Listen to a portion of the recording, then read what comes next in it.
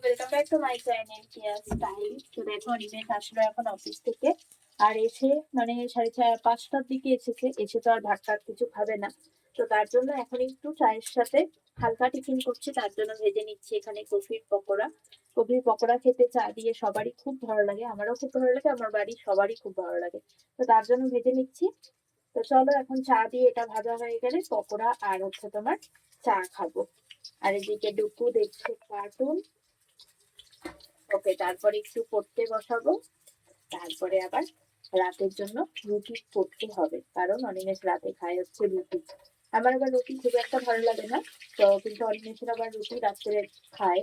কারণ বেশি আবার হাই ফাই খাওয়ার হলে ওর অসুবিধে হয় রাতে, তো তার জন্য রুটি করবো। আমার আবার রুটি খেলে না অ্যাসিডিটি হয়ে যায়, বুকে ব্যথা করে, অ্যাসিডিক টাইপ হয়ে যায়।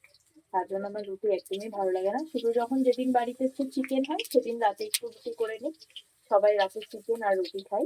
আর বাকি দিনগুলো আমি আর দুটো দুজন মিলে হচ্ছে ভাতই খাই। তাহলে এখন ভেজে নিই।